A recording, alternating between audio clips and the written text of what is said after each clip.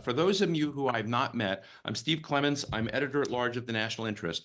And we and my friend Pavel Bruzek here started these online forums, I think about a year ago now, and they've been some of the most extraordinary moments. We record them, tape, and we're trying to basically raise the level of discourse, smart discourse on how to think about critical materials. A lot of people were talking about this subject, didn't know what they were talking about, how everything from permitting reform to, dealing with the however you want to think about energy transition, however you want to think about the future of AI, the underlying rare earths and critical material space is so important. And in my editorial view, America was kind of negligent in this space for a long time and was not taking seriously the DEFCON level it needed to get to, not only vis-a-vis China, but just increasing strategic dependencies that were out there broadly. So I'm going to invite my partner in this, Pavel, to say a few words. I'm going to tell people how we're going to do this. We're going to hear from Pavel. Then I'm going to spend a few minutes back and forth with Mike Simpson. And I may grab some of you now and then to say, rather than kind of having on our talks on the front end,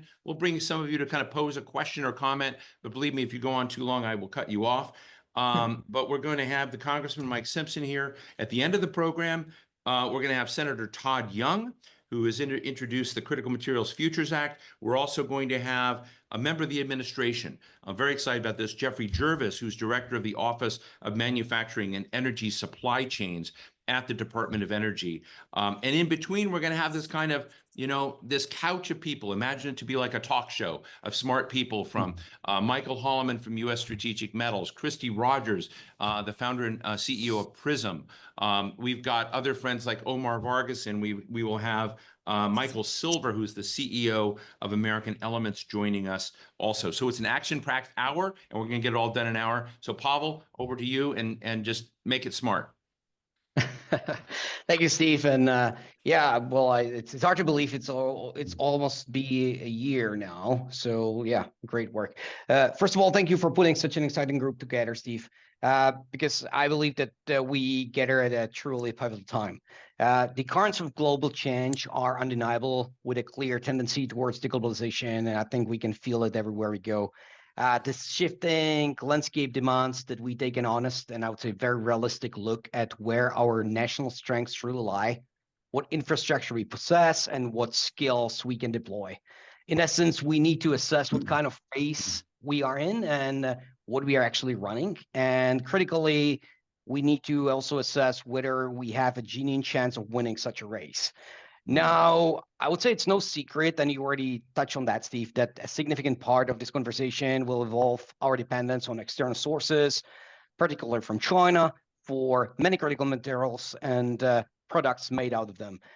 This can often feel like a potential no-win situation, a very complex challenge that certainly cannot be solved overnight, irrespective of political administrations.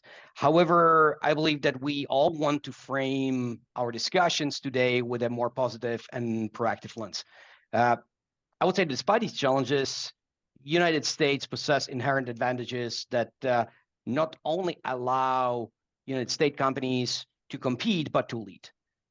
We can still win this race, and I truly believe that there is a path out of the over-reliance on Asia.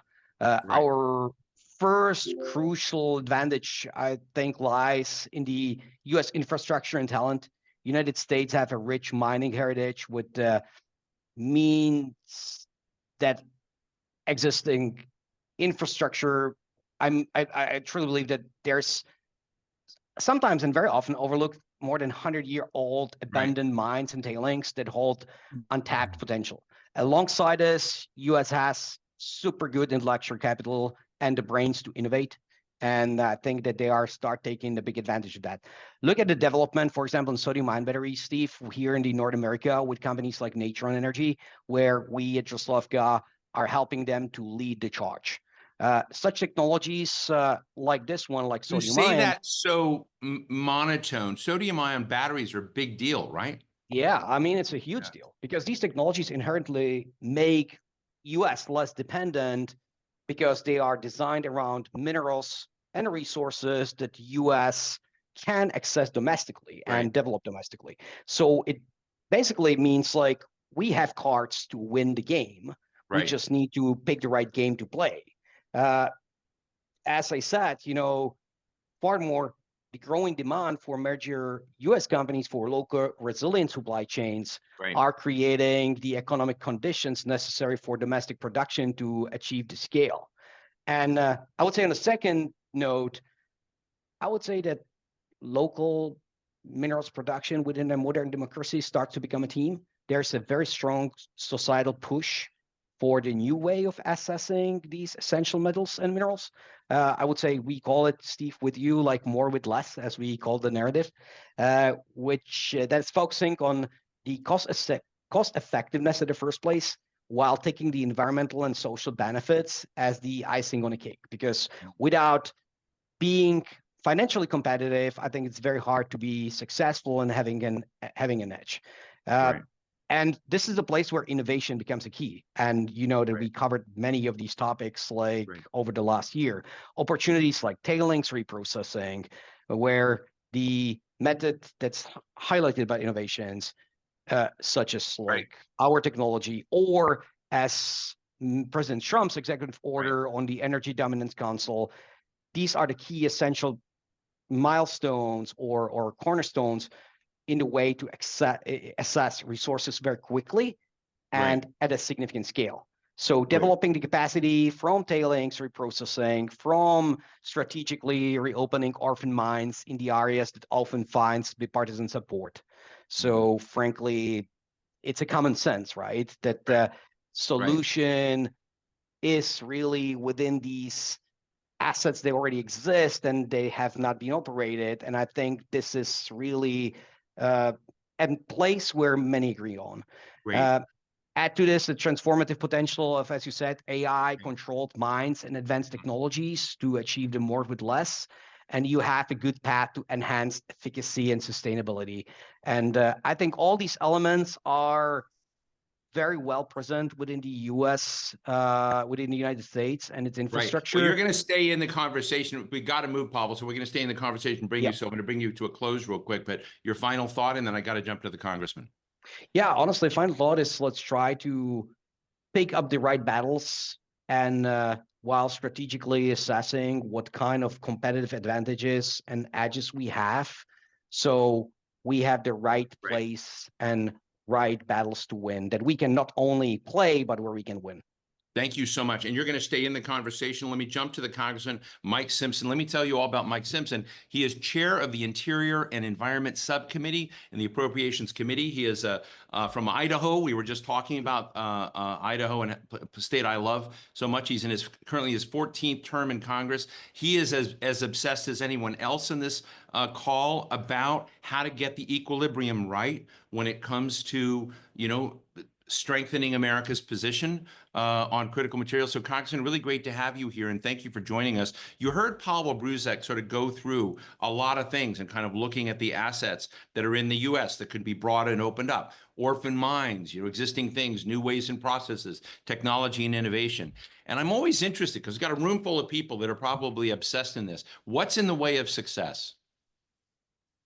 I actually think the amount of money and the investment that it takes to get something started in this country, and the permitting process, how long it takes, I think is one of the big challenges we face.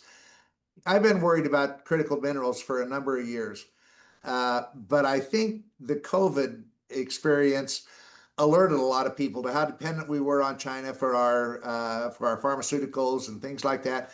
And people started thinking, we can't depend on countries that don't really like us for our critical minerals.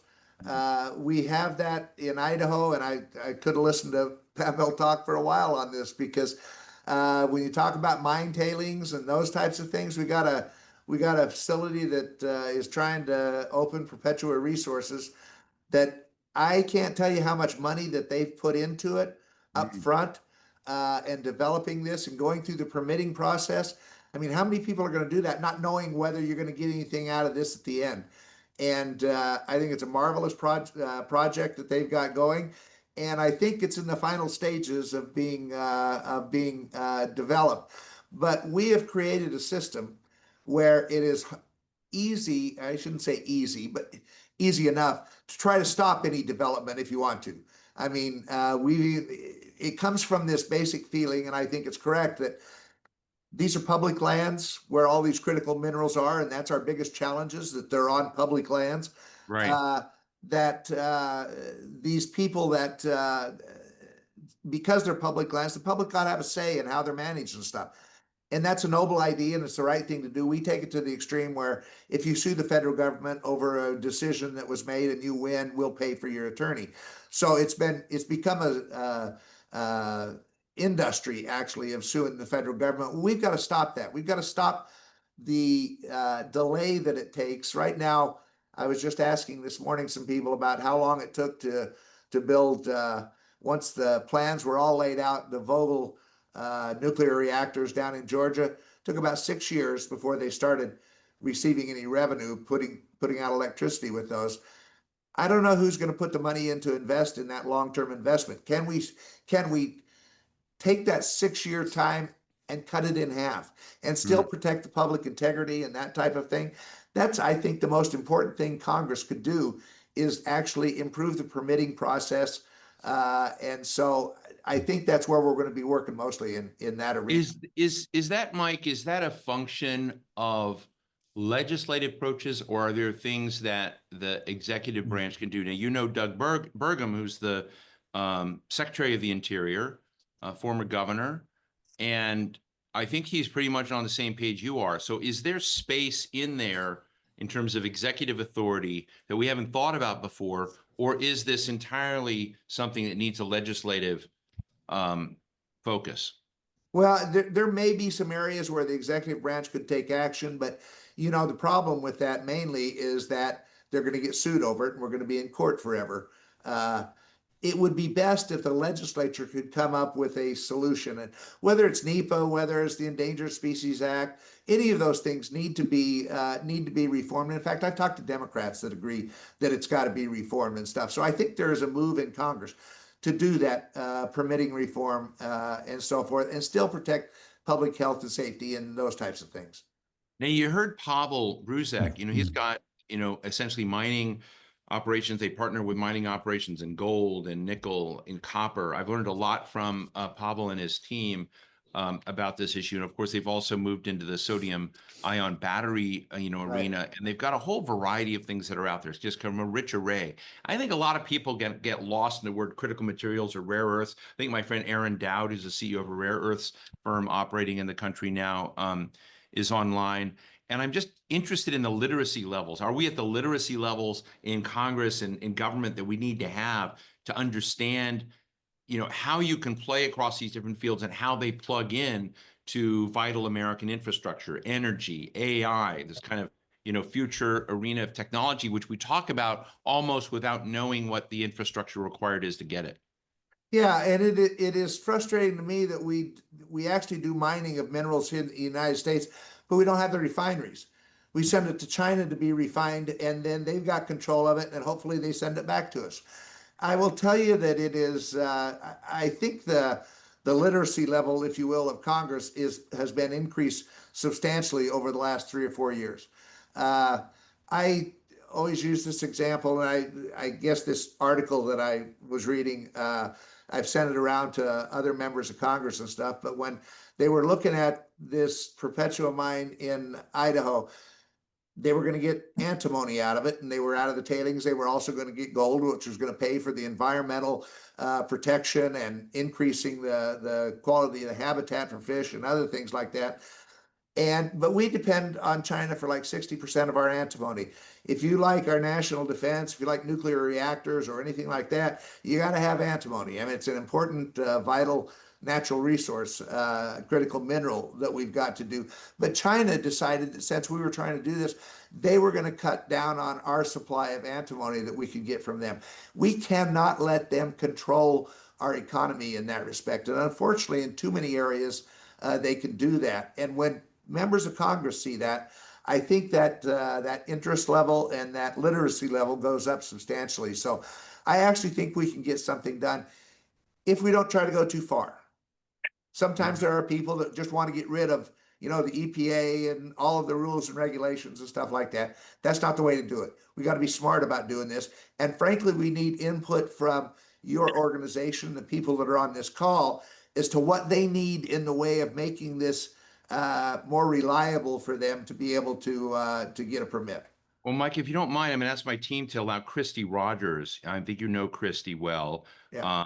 Kristi's husband was also a member of Congress and is now going to be apparently running again for the Senate in Michigan out there. But I want to mention Kristi is here because in PRISM, which we launched as a nonprofit to look at a lot of these issues, you just said something that sparked me. I want to ask Kristi because I don't know the answer to it. We've got folks from America, Europe, all over the world actually listening to this.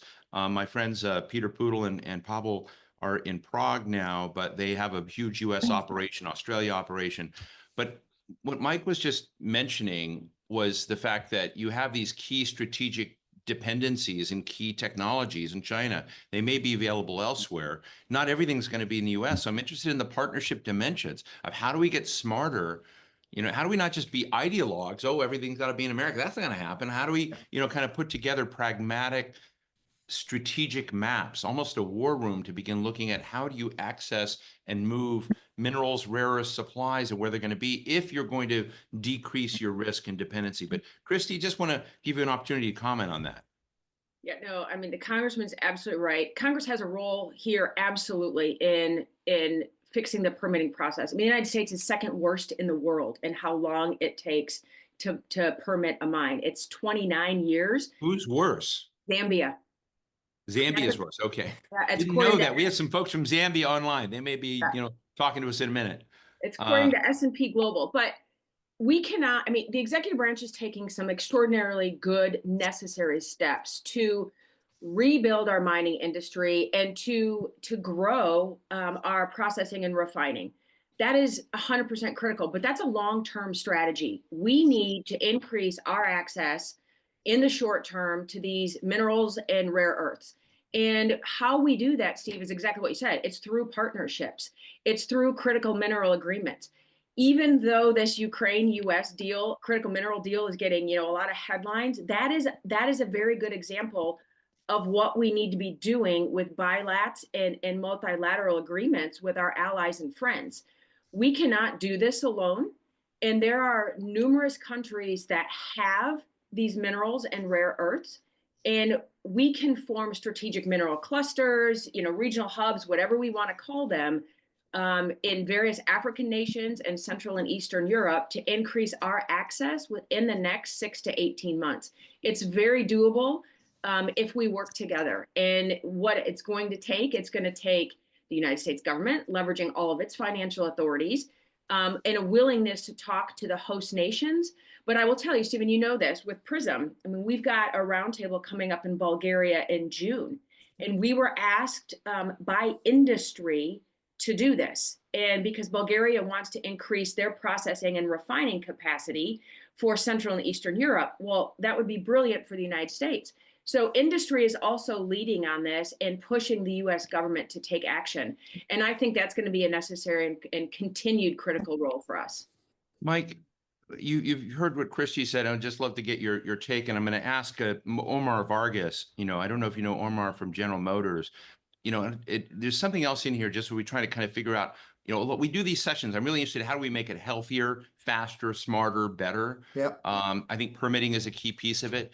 I think another part of it is, and I want to ask Omar about this because GM is invested in a lot of this infrastructure and supply around the world, looks for public-private partnerships. But every time, you know, they publicize what they're doing, their stock market price gets whacked because, oh, they're making an investment in the future, right? So yeah. I'm interested in the incentives, and Mike, and whether the incentives are aligned right so that wherever you are on the aisle, and I love that you're talking to both sides of the aisle and moving forward, what are the incentives that we've got to get right that we're not thinking about so that the society feels like we're investing in the future and getting this right?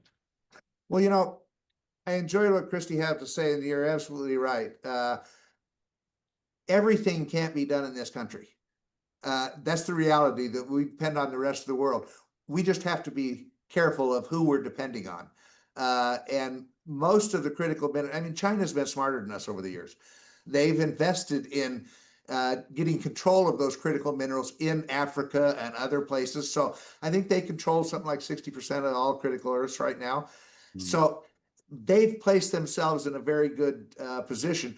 We need to have relationships outside of that with countries and so forth that are important to us, that are good trading partners.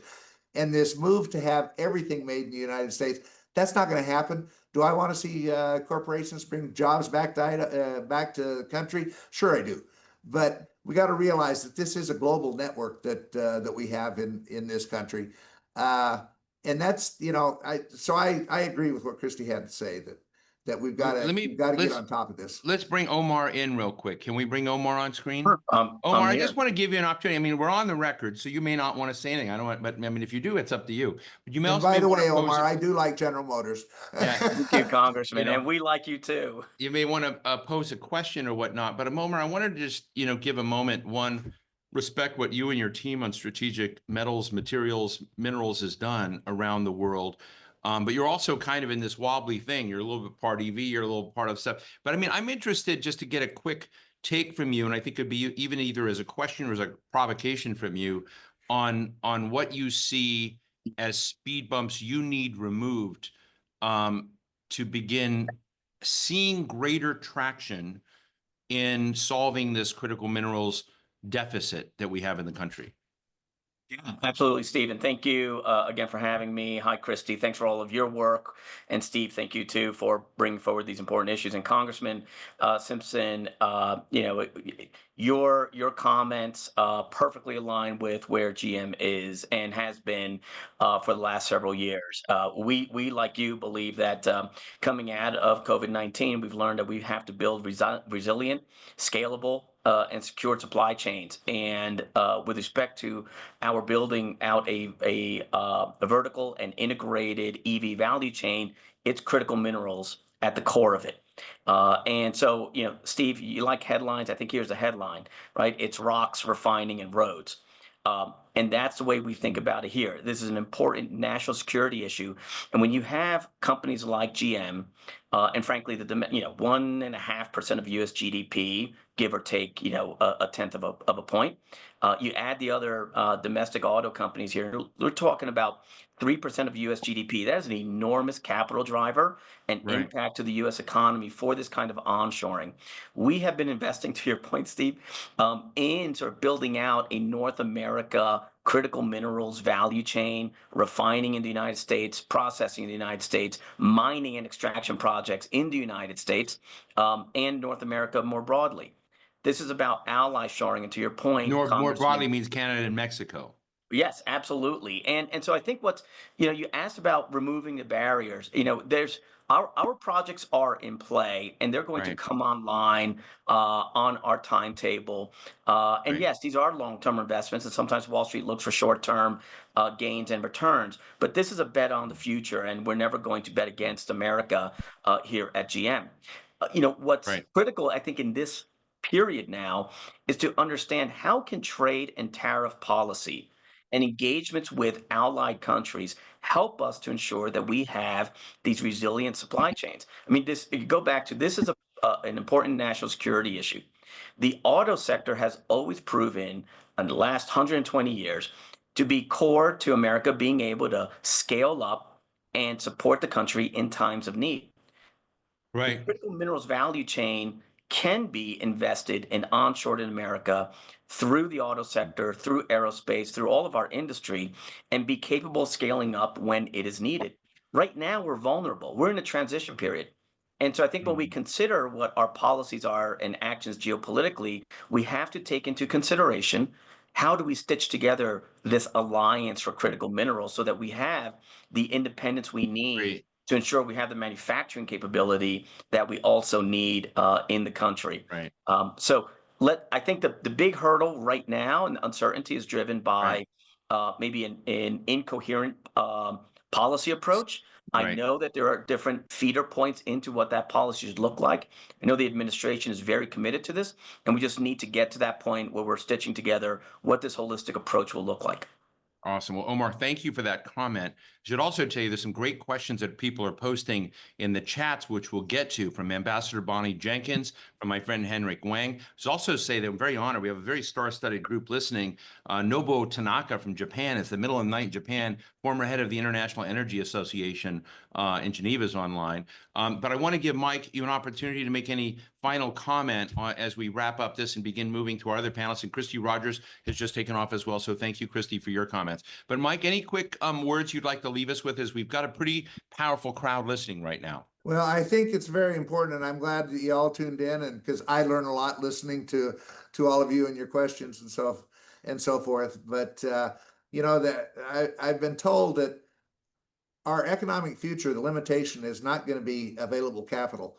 It's going to be energy, and producing energy in this country and having a supply chain that makes us energy dominant is vitally important. And that's what I think the administration is trying to do. Ultimately, when you start talking about tariffs, I think the administration in the long run is trying to reduce tariffs worldwide. But they figure the only way they can do that is to show other countries what they're imposing on us. And we'll impose that on you. And now if you want to talk about reducing tariffs, that's a good idea. If the end result is lower tariffs across the world, then we're all better off for that. So I think that's where they're headed. I hope that's where we end up, but it sure causes some disruption right now.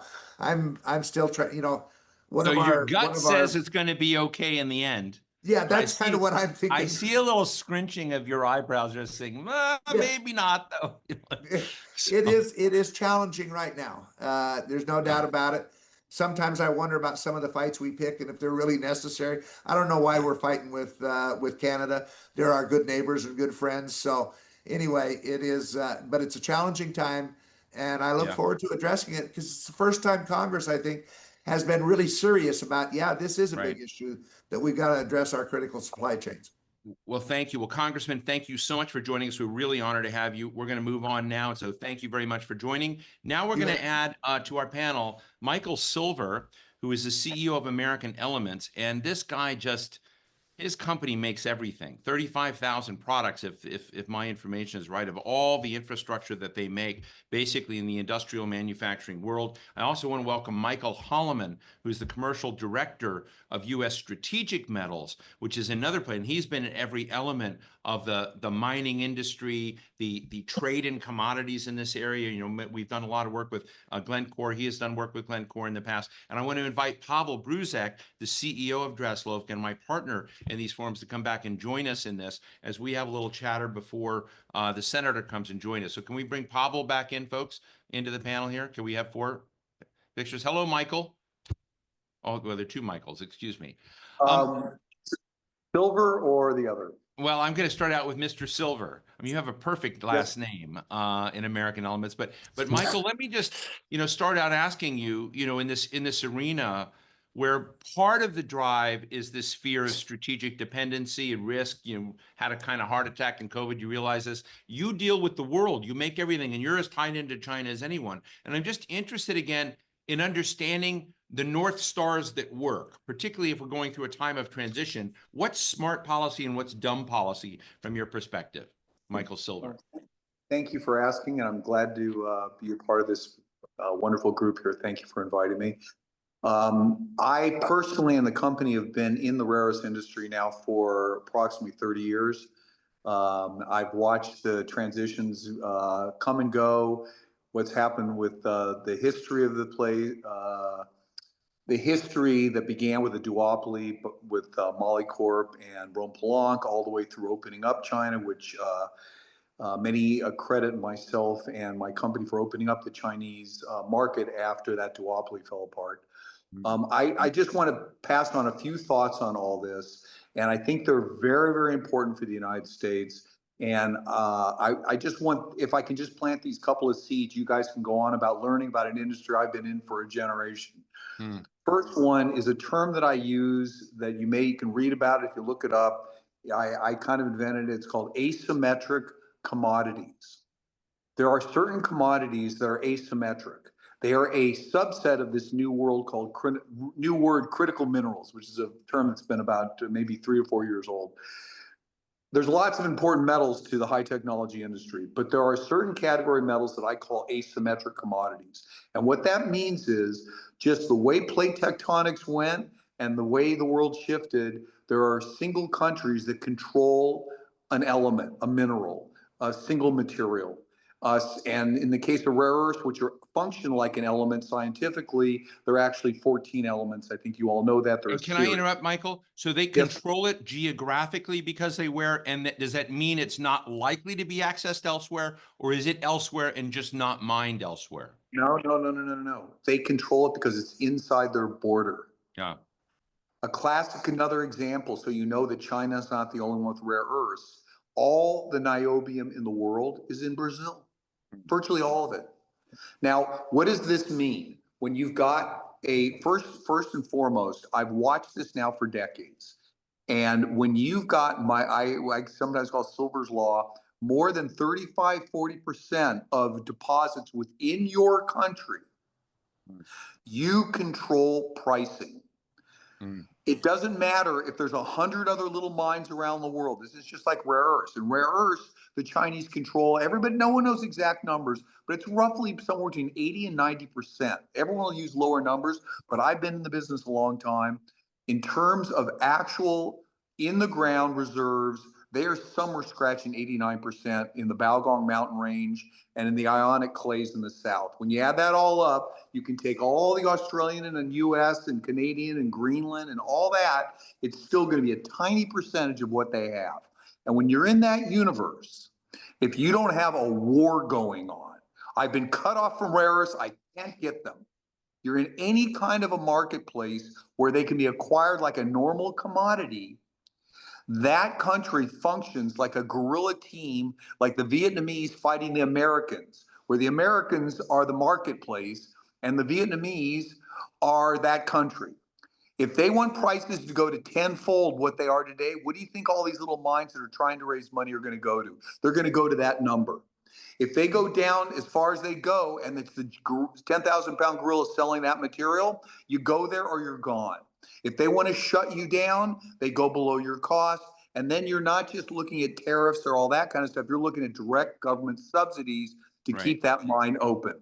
So the critical thing is, I don't believe, and you have to all look in your heart of hearts and say, when are we going to go to war where we cut off the economies? I don't think that's ever going to happen. Things are going to get ugly, stuff's going to happen, but literally cut off, no more dysprosium, no more lanthanum, we're cut off. That ain't going to happen.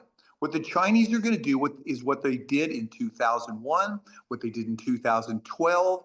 Please take this stuff down. I see a few people taking notes. This is what's going to happen because they've already done it. They're, pardon my language, a shitload smarter than we are and have been. They know how to use tariffs. They do all kinds of things. But here are the two things they use a lot. One, they'll look around the world and say, you know what? I don't even like these mines to be here. We're going to get rid of them. That's what they did in 1999. They took the prices that were roughly, actually, strangely enough, close to where they are today, say $40 to $60 for a kg of neodymium oxide, which is one of the standard key products. And they took it to $8.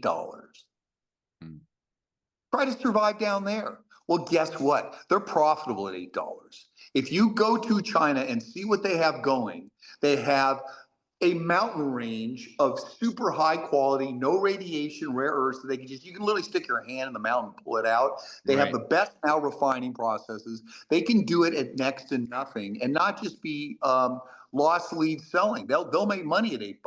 So one they can do is put everybody in a position where every country has to subsidize on a monthly basis, keeping that mine open for God knows forever, maybe, if they feel like messing with you. Another approach they used in 2012, which is very likely, depending on how they want to play the world, is they charge $6.40, $60, $80, $90 a kg outside of China and $8 inside of China. So what does that do to our effort to bring companies to the United States that are reliant on having rare earths? Or you mentioned antimony. They also control antimony. They control indium. They control tungsten. These are domestic supplies where they control those materials. Right. So if they choose to do that route, all of a sudden they put huge pressure on the corporations around the world to bring their plants to China, which is what they're trying to do. They're going to use those two approaches. And that's what you guys, the brain trust in this group that And are now they've got a just- coordinated ability to move these different pieces in ways that I think we're not as coordinated. We're nowhere near close. Yeah. We don't do, at the moment, we don't do anything right. Tariffs. When they wanted to put tariffs in place, they did a beautiful job. They put tariffs about 35–40% on American and European cars. And then they eliminated all the tariffs. And there were tariffs on steel, rubber, iron, every small parts. If we did that, we would obviously be in a much better, our automotive industry would be able to actually produce a car cheaper than anybody else and be profitable. What's happening now, you guys, I'll let you, I'm not a political guy, I'm just a businessman. So you guys decide what all this means. know a lot of that. There's a way to use tariffs that we're not doing, we should be doing. Right. And secondarily, all realize we're not going to war with China. You guys can all talk about the political universe. It ain't going to happen. Game situation where we're not going to war with China, and then see what comes out of your panels and negotiations. Well, that's a perfect setup for Michael Hollomon, and Michael would love to get your response to Michael Silver, but also let me hear about US. Sir, I'm going to interrupt 1 second. I do want to make one last statement, and then I'll be quiet. Oh no, go ahead. There is an answer. And this is the answer nobody's looking at right now. We need to be negotiating with China. We need multilateral things like the WTO. China had to stop what they were doing in 2012 with the price differential because the US, EU, and Japan jointly sued China in the WTO and won. And as a result of that, China got rid of it. So if we can go back to a universe of multilateral agreements and collective action. That is the only, and I've done this for 3 decades, that is the only way to solve the problem. You guys, again, I left it to you to discuss it because I assume you'll come to the same conclusion. You have to deal with the asymmetric commodity, meaning the guy that's got the sovereign monopoly on that material. There's no other way around it. Okay, we got a lot of stuff percolating. I want to get to Michael Hollomon. Thank you, Michael Silver. Michael, I want to, Ben, not only about U.S. strategic metals and how you see this, and I want to tell the world here that you recycle cobalt, nickel, copper, lithium, but you also come out of Glencore and trading metals around the world. And I just really love the way Michael Silver gave us sort of a realist take on the map, the realities of the map and how it works. Are there points of difference? Do you largely agree? And what do you think, in particularly in the area that you're at, are the ways in which we can change that equation a little bit more on the U.S. side? Thank you, Steve. Did we just lose you? Can you all hear me? Michael, you just... We can hear you, Steve. Oh, I can hear you. Can you hear me? Can you hear me? Can you hear me with my... Yeah, I can hear you now. Yeah, go ahead. Okay, I just turned my camera off so you could hear. Okay. So listen, I'm thankful that you brought me on this panel. I fundamentally disagree with Michael, fundamentally and strongly disagree. And this comes from my 26 years in the business, commodities trader for Glencore. I used to work for Ivan Glazenberg and Willie Strothotter, who's on our board of directors. The main issue with the fundamental agreement is, how did China get to where they are profitable at $8? They got there by cheating. And we always throw this out. We forget about the fact they spent 25 years and $2+ trillion building infrastructure on the backs of slave labor and communist cheap labor. This is what they've done. They've polluted to get there. And they have gotten what they call a strategic return, not a financial return. They got a strategic return. That is what they were looking for. Now those companies, as Michael rightly said, are very profitable, but they had to be all in with 2 feet, a 25-year plan, and $2 trillion. Where have we been? I spent my years in Glencore all over the world, in China, watching them dominate, in Africa, in Latin America. Every time I went to these new mining conferences, the Chinese were there. They were backed by Bank of China, and they were buying assets, buying assets, buying assets. They didn't care if it was going to be a loss. All they wanted was the cheap widget in their car. As Michael rightly stated, that's what they want. They want a cheap car that can then dominate the automotive industry. We have every single element that we need in America. It will take us 8 to 10 years to get those going. So what do we need to do Michael, to strike the first? obvious question is, if the strategy to What do we dominate need to the do to market, strike first? Is the strategy No. that we should be building the cheap widget to build the cheap car in the US? I mean, Yeah. I'm just sort of I'm interested. about to get there. Yeah, If you let me get there. Don't miss What the we- point that they control 90% of the proven reserves, like an OPEC, like a Oppenheimer with diamonds. You're missing the critical No. point, my friend. No, that's not the critical point. I'm with Glencore. Glencore Okay. wants to move the center of gravity to America. So if you take the 5th largest miner and start bringing all of its processed products to America, but the point I was getting to is we need to process, baby, process. This is not about drill, baby, drill, or mine, maybe Right. mine. How do you think the Chinese got this dominant position? They started building processing capacity.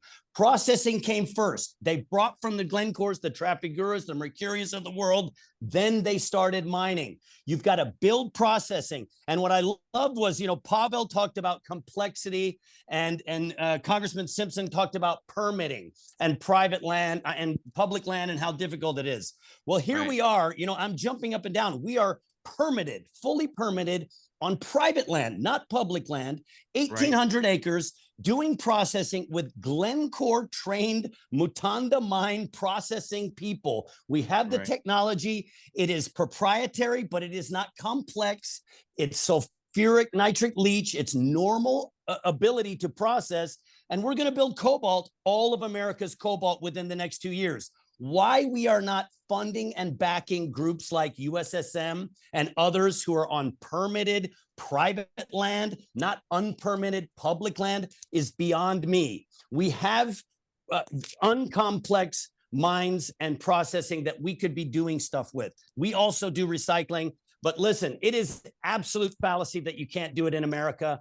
That is something that is a gating item for all of American politicians, industry, the private sector, when they hear, oh no, you can never do it because it's all owned by the Chinese. Just simply not true. We have major trading companies that want to ship all their metals to us. We just haven't built the processing.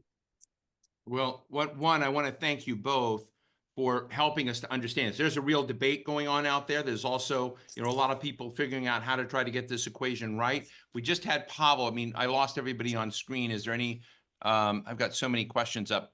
Folks, I'm going to do the best I can. But Pavel, would love to get your comments in response to my two good friends, Michael Silver and Michael Hollomon here, who see the world a little bit differently right now. And I think everybody's trying to sort of say, there's a lot that Michael Silver put on the table that let me just put my cards on the table. I saw us make a decision on China in the late 1990s and began sawing them from a rationalist perspective, begin building incredible industry, taking advantage of opportunities. I also agree on the collective action thing that Michael said, but I also saw America, while I agree with Michael Hollomon that America has all the assets, it tended 20 years to have a blind eye to all the growth and progress. So obviously we have a lot of friends from Japan on this. I saw the same thing with Japanese competition in the 80s. So Pavel, your quick thoughts?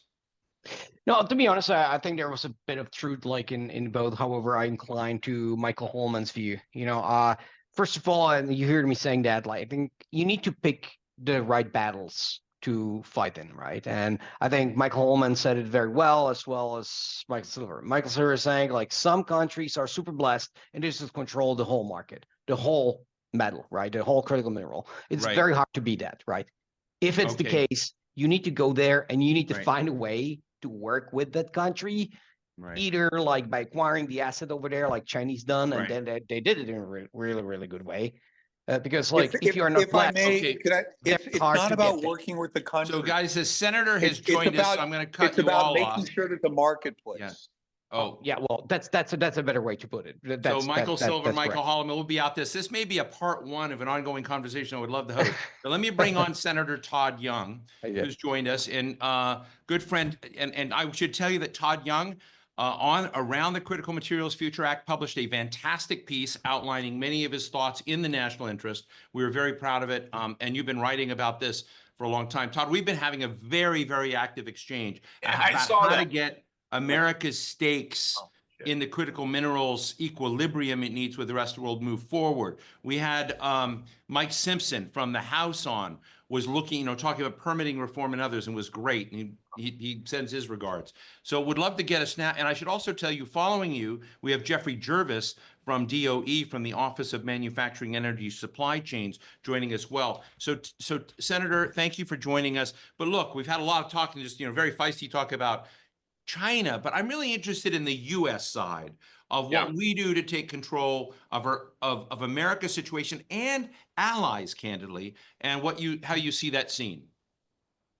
Yeah, well, thank you. I just heard a lot of energy behind the opinions. I come before you with a little measure of humility, since I don't work in the field, but I've spent enough time at this point with people who seem to know a whole lot about what we need to do. And it's pretty clear to me we need action both domestically to establish a floor and create some certainty around the future of our domestic industry. This would be the drill baby drill side, but also the processing capacity. So we need a measure of independence with respect to some critical minerals, and it's going to be case by case to ascertain exactly for a particular mineral or rare earth how much we need.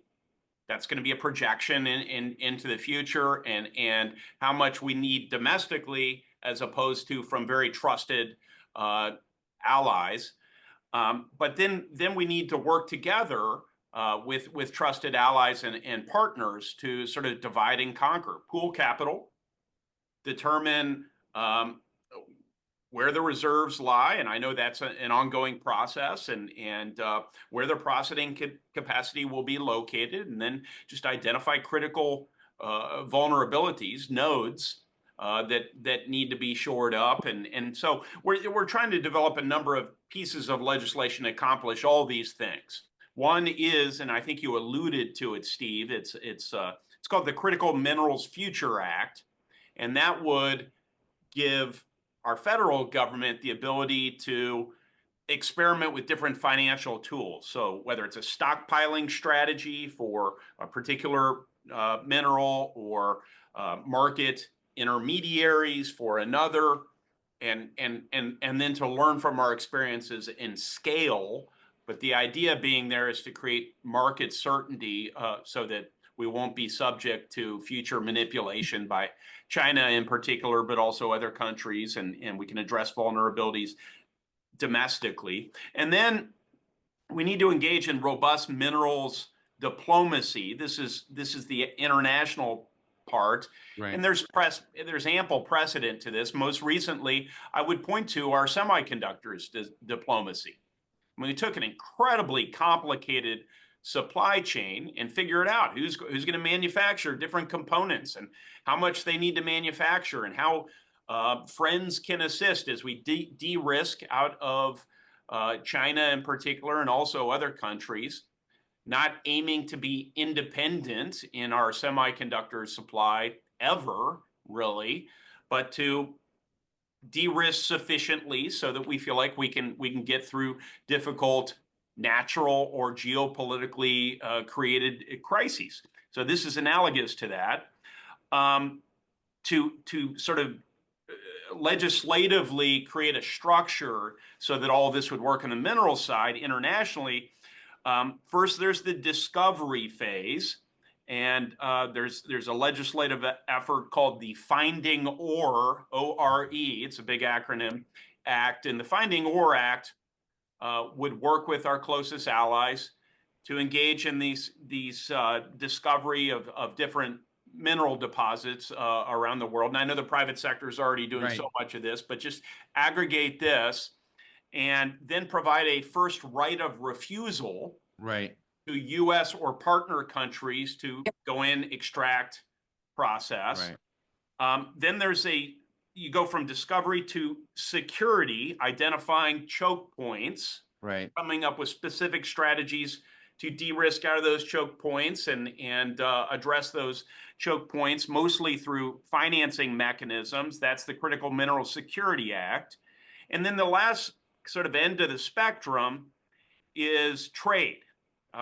Trade is not a weakness. If we have enough redundancies in the system, trade is how we become stronger. Trade is what protects us against disruption of particular nodes, and so that we actually, the worst thing we could do is try and become too independent, because that's a big vulnerability. Right. We instead want to be highly networked, but we're just cutting out of any dependencies or reducing our dependencies on countries that so are real quick, and I know that you've got a hard out in 2 minutes, and also Geoffrey Jervis has joined us from the Department of Energy, and really excited to talk to him. But Todd, in this, you just described something. So as we were hearing the passionate positions from Michael Hollomon at U.S. Strategic Metals and Michael Silver, though they disagreed maybe on the intent, they both described a complex process in which China decided it was in its strategic interest to focus on these industries, to move assets, whatever you have, to kind of move in this way, in a coordinated way. And I think, and they were challenged for predatory behavior, market disruptive behavior. We have a lot of questions that have been posed about their ability to price things one way or another, as Michael Silver was getting into. My question to you is, you described beautifully, and I think it was a great conceptualization, these different pieces. I want to know how you're visioning with someone like Geoffrey Jervis and others across the administration will bring that consistency of focus and thought and priority and urgency to this set of topics, or whether it remains kind of wobbly, amorphous. It's the big question is, can we now? Michael Hollomon said yes, we can. As well, it was very clear. But I'm interested in what you think we need to de-wobble our focus. Candidly, I think this merits inclusion in our national security strategy. Right. I think our new national security advisor, whomever he or she is, needs to be focused intently on this, to come out with a written plan so that all of us can critique it and improve it over time. So, and then embedding this key inputs into your economy and ultimately your military wherewithal into a national security strategy makes great sense.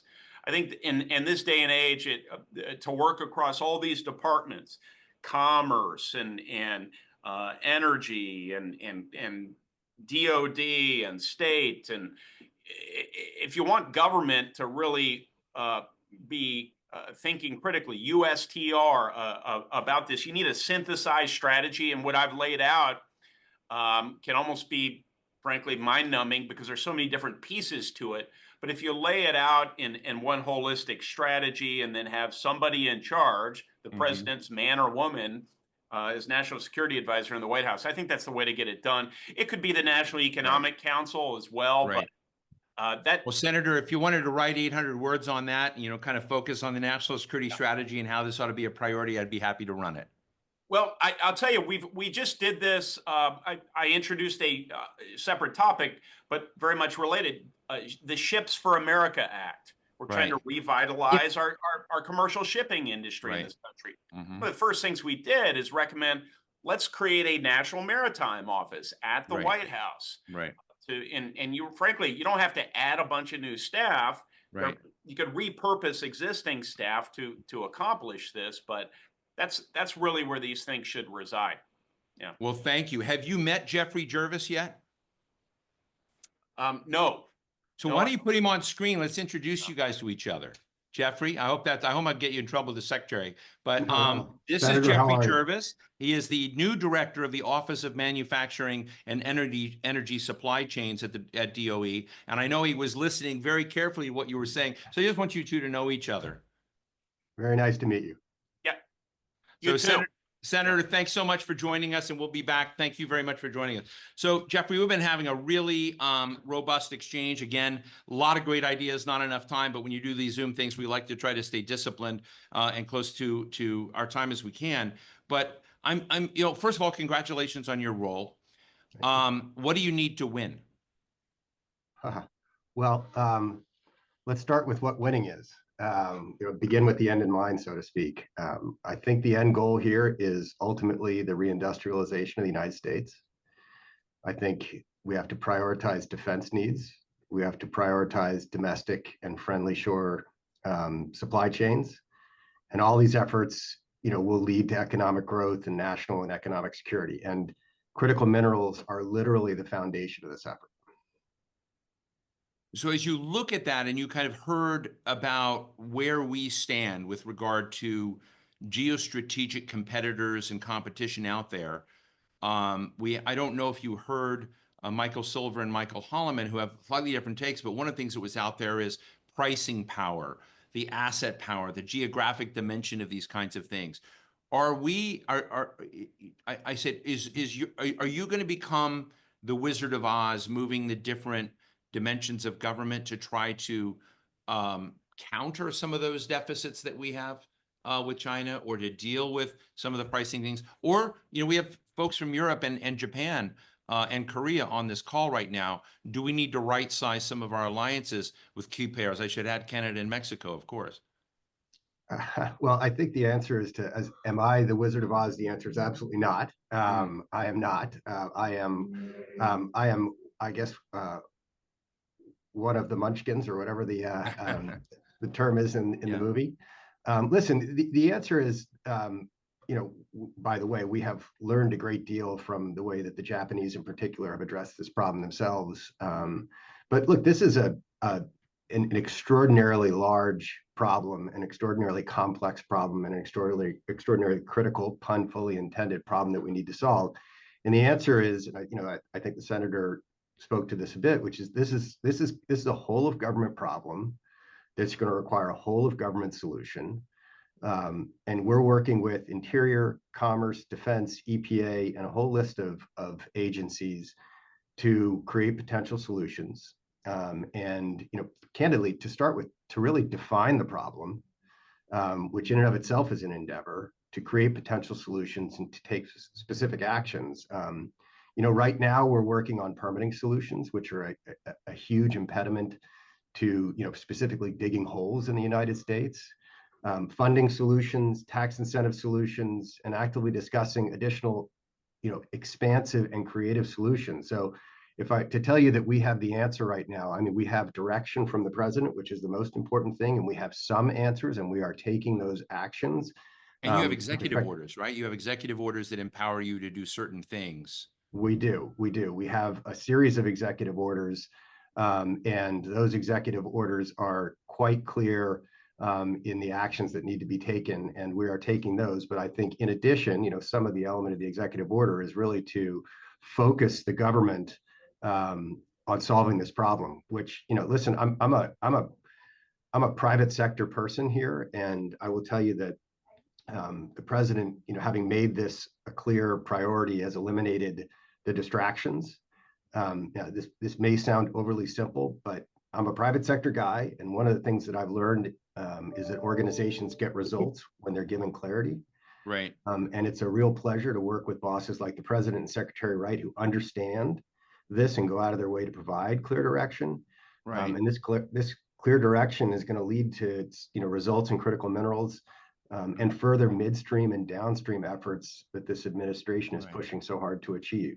So, Geoffrey, I'm hoping you're going to come back many times, because I want to discuss these issues and look at progress over time. But one of the things that we've been getting into, and I'll tell folks we're going to go a little bit over because this is just too good, but I want to ask you about permitting. We've had the CEO of Freeport McMoran, Kathleen Quirk, on the last time we did this. I think we're going to get the CEO of Rio Tinto in the future, and Glencore and others. And if you look at the mines they have, there's a kind of, I would say, burgeoning optimism that they have about mining. But most of these cases of mines are about to bring online have been in process for 18 years. And so the question is, how do you shorten that time curve? We've also had our friends at Draslovka been, looking at copper metal mines, gold mines, and the tailings of them. So you're not having to go through the typical remining and redigging and exploitation process, but just dealing with the tailings. But there are all sorts of liability issues around that as well. Are you going to be able to go surgically into some of those things and begin to deal with some of the roadblocks, because it's fascinating that while America is a copper deficit nation, it could be a copper superpower. We could make copper great again, if you will, just with tailings. Yes, tailings are a very interesting interesting opportunity in the United States. I think we have 60,000 mines and therefore 60,000 piles of tailings that have already been brought out of the ground. And so that's a very important thing that we're looking at. Again, given the magnitude of the problem, going out and sorting through those tailings and, for example, finding out what rare earths, et cetera, might be in those tailings is not an easy endeavor, but one that we're certainly discussing. But I would tell you, with respect to permitting, one of the examples that has been taken, with the direction of the president is the Fast 41 dashboard. And so one of the president's executive orders is entitled Immediate Measures to Increase Mineral Production, and specifically calls for adding projects to the federal permitting dashboard. This is a public dashboard. It ensures transparency for all of its stakeholders, project sponsors, the community, and allows DOE in particular to track a project, to hold parties accountable as they go through what is, look, permitting these things needs to be a thoughtful process. We can't be flip about that. But the duration that we're talking about, some of the examples that you mentioned, some of the examples we've seen in our portfolio is beyond reasonableness. And so, our goal here is that the transparency leads to greater accountability in these permitting, ensures more efficient process, gets these permits done quicker. And under this directive specifically, MESC has worked with one of our awardees, Standard Lithium, to get its Southwest Arkansas project added to the dashboard in April. And this is a perfect example of the administration helping the private sector by attempting to remove roadblocks to project completion. Let me ask you real quickly on the side here. I interviewed Rick Perry, a former Secretary of Energy, years ago, and the topic was everything that wasn't energy that DOE did, which is considerable. You have a huge organization, you're involved in healthcare, supercomputers, intelligence, all of these other things. But as you look at it and you look at, the element of being such a big driver of what you're doing, are there things that the private sector listening now should be doing to help speed up innovation in this space and have greater confidence in this space that it's something that they're going to have, I wouldn't say an easy way with the government, but at least more receptivity to that innovation? Yeah, I think that you'd have to not be paying attention if you're in this industry and you're not hearing the administration's message here, which is this is something that we're fully supportive of. This is a problem that we acknowledge. The days of turning a blind eye to economic security, right, the days of turning a blind eye to economic aggression by some of our adversaries, those days are over. Yeah. And the president has clearly communicated his desire for us to, if not domestically, at least with respect to friendshore solutions Right. here with the foundational elements of our end goal here, which are the critical minerals. And so I think everybody on this call should be encouraged by the fact that the rhetoric from this administration has been clear, it has been urgent, and we're already seeing actions that are being taken, not unlike Fast 41, and more will come. I think that, I'm sure that everybody on this call is aware of this, but, I'm new to government. This is my 6th week after spending, 25 years in the private sector. And what I am learning with respect to the critical minerals concern is tremendous. If these 50 critical minerals, 3/4 of these markets were reliant upon imports for more than 50% of demand. And in many of these markets, 100% reliant, right? Let me ask you, and often, Yeah. if not almost a uniform statement, is the fact that that we're relying upon suppliers who've proven to be non-friendly, and we've seen them, to some degree, weaponizing their economy. Let me just ask you finally, Geoffrey, and I really appreciate your time and everyone's time for joining us. We have so many questions, on environmental issues, on how we there was questions for the senator from the Yomiuri about the CHIPS Act, et cetera. But Bonnie Jenkins, a former ambassador, was asking really this question about how we need to begin interacting with other countries in our own strategic assessments. I listened very carefully to Vice President Vance's speech in Paris at the AI summit, in which he addressed some of these issues in a it was not a unilateral way. It was talking about the important dimensions of partnership there. How much of that, I mean, I'd love to know how much of that falls into your purview, but to succeed, do we need to kind of figure out, you know, an allied strategy, a friend strategy in this, or is the driver right now something which is more of a US alone strategy? No, I think that this is a multifaceted strategy. I think that, you know, would we love to be able to satisfy all of our critical minerals, including obviously the rare earths demand, you know, domestically, of course. But the reality is that in many of these minerals, given where the deposits lie, and given the concentration levels, specifically with respect to rare earths, in a lot of the mines in the U.S. or mine sites in the U.S. that have been identified, that's going to be a challenge. And so there's a requirement almost for, you know, for non-domestic coordination. But I also think I can't remember if it was the senator or somebody else who made the comment about the nature and value of diversity of sources.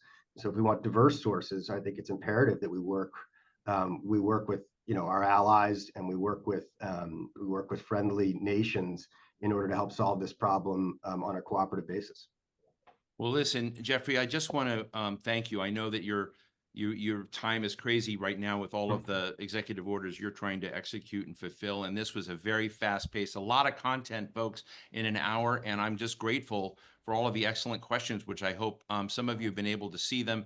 And I know that friends like Mark Vlasic and others have their hands up, and we're just out of time. I mean, it's better to leave you wanting for more. We may do a part 2, Geoffrey, if you'll come back again, if you're, you know, not too tired with all the stuff you're doing. But let me just quickly I want to thank Geoffrey Jervis, the Director of the Office of Manufacturing and Energy Supply Chains, Department of Energy. I want to thank Senator Todd Young of Indiana, Representative Mike Simpson from Idaho, Michael Hollomon, Commercial Director at U.S. Strategic Metals, Michael Silver, CEO of American Elements. They had a spicy exchange. I want to have them both back to take that further. Kristi Rogers, the co-founder of Prism, and of course, Pavel Bruzak, my partner in all of this, the CEO of Draslovka. I'm Steve Clemens with a thing in my throat, editor-at-large of National Interest. We're going to keep doing these as long as there's appetite for them, and there clearly is. So I want to thank everybody for joining us. Nobuo Tanaka out there in Japan, thank you for staying up all night listening to this. I wish we had more time. Next time we'll try to, you know, maybe zero in on a program and have all of you with us. But thank you all very much for joining us, and that concludes the end of this show. Thank you, Steve. Thank you all. Thank you, Steve.